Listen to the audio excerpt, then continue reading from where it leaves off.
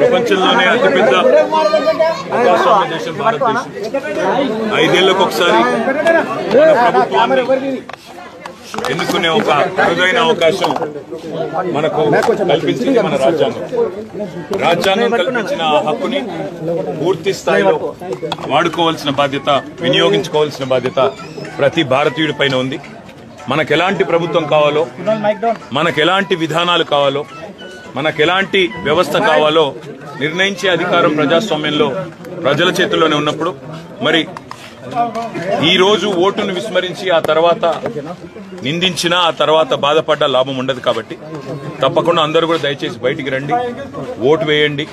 మంచి ప్రభుత్వాలని, మంచి నాయకులని, మీకు మంచి చేసే నాయకులను, మంచి విధానాలకు మరి ప్రాతినిధ్యం వహించే నాయకులకు మీరు తప్పకుండా ఆశీర్వదించాలని కోరుతూ మరి ఇవాళ ఇక్కడ తెలంగాణ ప్రభుత్వం కూడా పాపం కరెంటు పోకుండా ఒక్కొక్క పోలింగ్ స్టేషన్ దగ్గర ముగ్గురు అధికారులను పెట్టి, జనరేటర్లను పెట్టి చాలా కష్టపడతా ఉన్నారు.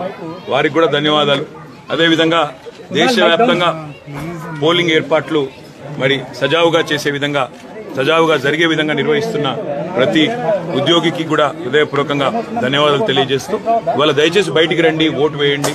అందరూ కూడా మరి బయటికి వచ్చి ఎలాంటి ప్రభుత్వం కావాలి, ఎలాంటి ఆలోచనలతో కూడిన రాజకీయం కావాలి అనే దిశగా మీరందరూ కూడా దయచేసి తప్పకుండా బయటకు వచ్చి ఓటేయాలని కోరుతూ, నేను తెలంగాణ తెచ్చిన పార్టీకి, తెలంగాణ తెచ్చిన నాయకుడికి నేను ఓటేశాను.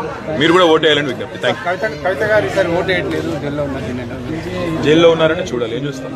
మోడీ గారు జైల్లో పెట్టారని చూడాలి, ఇంకేం చూస్తాం?